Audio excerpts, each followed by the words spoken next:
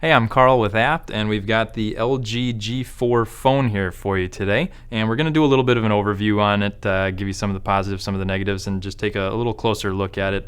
So as you can see here, it is a big screen. This one has a 5.5-inch screen. It's got like a dark chrome sort of bezel around it. And if we turn the screen on here, you can see big bright display. The way you turn it on too is on the back. You have your volume up and down buttons here. You also have a power button right here in the middle. So overall the controls are really easy to use. It's a nice layout. Like I said, good bright screen. You have a front-facing camera on this one, obviously, and a back-facing camera. Camera quality is really good too, but we'll get to that in a little bit. On the back of the phone, you'll notice this particular one has sort of like a leatherette covering. They do make a couple of different styles of cases for this one, but the one we have here is sort of the leatherette. It's a nice feel. It still feels a little cheap, but it's a nice phone overall. It doesn't feel like it's going to crumble in your hand or anything like that. Battery that it comes with, it's 3,000 milliamp hours.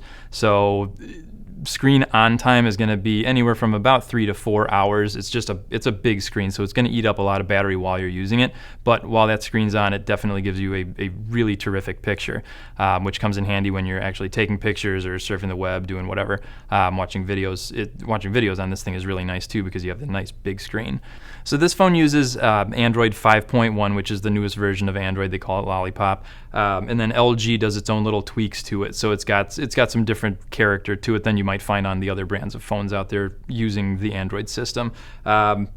It might get good or bad reviews depending on who you ask. It's one of those things where it's kind of your own personal preference. I think it looks pretty nice. And really with Android, you can kind of customize it to make it look how you want anyways. So overall, just very easy to use. You can flip through the menus very simply, and because of that big screen, you get a good picture of everything that's on there. It's got a few little touch buttons on the bottom here to toggle back and forth through different things. They give you little shortcuts, things like that. So the camera is the other thing I really want to talk about here. This phone has a really, really nice camera built into it. It's 16 megapixels on the back, and then you have an 8 megapixel front-facing camera. So you're going to get great quality pictures no matter which way you're taking them. And it also offers a lot of manual features too. So if you want to tweak your pictures, kind of add things and take things away, and just really make them look good, you can do that right through the screen on the phone here. So overall, just a great quality camera built into this one. It's not really going to replace an SLR or anything like that, but as far as cell phones go, this has a phenomenal camera. The last thing too is that it comes with 32 gigabytes of memory built in. It also has the option to add a micro SD card. So unlike some of the other phones that don't have removable backs, you can take the back off of this one, put another micro SD card in there, and add a bunch more memory to it so you can have additional storage for pictures, videos, whatever you want to store on there. So that I thought was a really great feature because that's sort of a dying feature on these new smartphones. And not only that, but you can also replace the battery if you want to have a secondary battery charging so you never run out of battery life like you can with some other phones.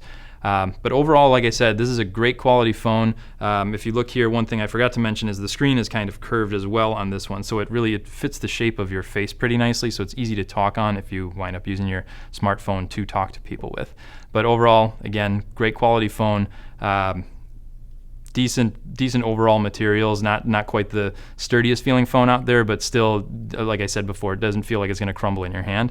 And that's the LG G4. Make sure you check it out at apt.com, leave your comments below, and like and subscribe on YouTube.